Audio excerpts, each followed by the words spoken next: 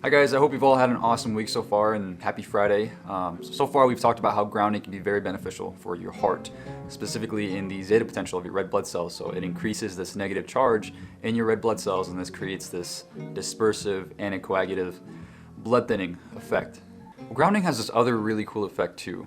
There's this phenomenon, it's called heart rate variability, which you might have heard of, or HRV.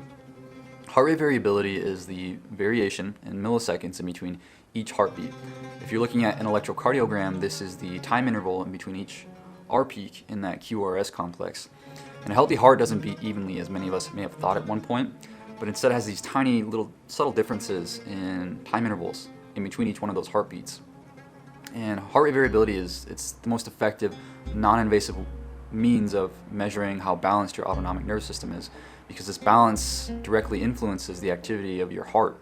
And the autonomic nervous system is made up of the sympathetic and the parasympathetic nervous system, which are your fight or flight or rest and digest systems, respectively. Some things may cause an increase in your HRV, and other things may cause this variation in between each heartbeat to be more constant, so a low HRV. A rule of thumb is that your parasympathetic nervous system tells your heart to stop beating as fast. And so this allows more time for variation in between each heartbeat, so higher HRV. And the sympathetic nervous system tells your heart to speed up when the situation calls for it. And this limits space for variability in between each heartbeat, so lower HRV. This is a direct reflection of your heart's ability to respond to different stimuli, how well it can cope to internal and external environmental changes. And we can use it to assess your general well-being, how stressed you are, how well you're recovering, as well as a predictive measure for future cardiac events, which I'll go into later, but it's super subjective too. That's why it's important to monitor it over time and not compare it to anybody else's. And with the autonomic nervous system, you want the right balance in between the sympathetic and parasympathetic branches. So you're better able to respond to life stressors, and your body is able to better regulate digestion, respiration, heart rate, blood pressure. And today we're in this kind of overdrive of sympathetic state. We're just constantly stressed, and this really can be detrimental for your heart rate variability. And what you're doing very much affects this autonomic nervous system. You know, what you're putting in your body, how well you're sleeping, how well you're managing stress, if you're exercising. So you have a lot more control over this than you think. So why is heart rate variability so important? Why do people keep talking about it?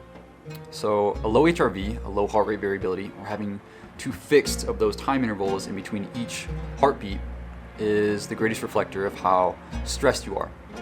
And not only that, from the American Heart Association, an altered HRV is now an accepted risk factor for sudden cardiac death, independent of all other risk factors, heart risk factors like obesity, diabetes, hypertension, age, stress, food, medications like alpha blockers and calcium channel blockers, exercise, pollution. These can all affect your HRV. And another big one, and this is where I'm going to start to get into the grounding part, is electropollution from radio frequencies, from cell towers and cell phones and man-made alternating currents. Overexposure to these frequencies can alter and reduce your HRV. With those that already have low HRV, electromagnetic disturbances from EMF fields can not only increase your risk for sudden cardiac death, but also opens up the door to other shitty things like stroke and arrhythmia. If your HRV is chronically low, then you're more prone to stress-related disorders and cardiovascular issues. So now let's get into the grounding part. So there was a study done by Gaten Chevalier, who is an electrophysiologist, which I didn't know those existed, but also Stephen Sinatra, who's a well-known cardiologist. And what they did is they had a group of 28 people, 14 men, 14 women, and they studied how grounding affected their heart rate variability. So these 28 subjects were put through a 2-hour session and acted as their own controls, and were ungrounded, grounded, and then ungrounded again. And what they found was that heart rate variability close to doubled in 27 out of 28 of these subjects. The 28th was a fluke. He got grounded for 10 minutes longer than everybody else, so they had to throw him out. So in all of these subjects, heart rate variability increased. In examining the results, they paid particular attention to the high frequencies and low frequencies components of heart rate variability. And the parasympathetic nervous system is a major contributor to the high frequencies component of heart rate variability. And so these high frequencies continue to climb throughout the entire 40-minute period of grounding.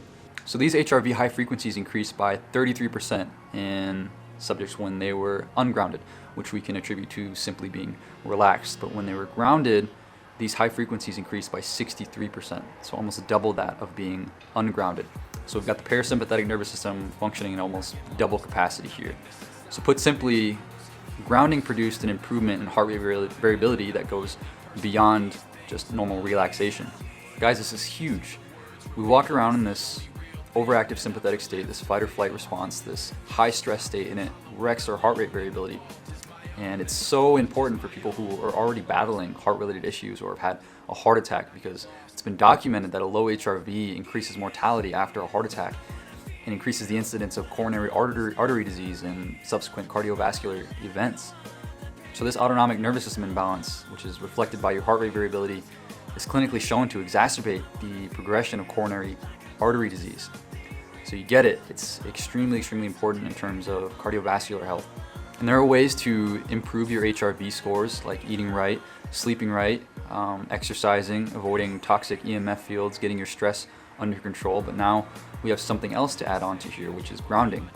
Being barefoot or wearing sandals, taking in that negative surface potential of the ground, and you basically allowed your parasympathetic nervous system to start doing its job, and even far beyond that, as the study showed. If you want to start improving your heart health, if you want to start improving your brain health, then start grounding.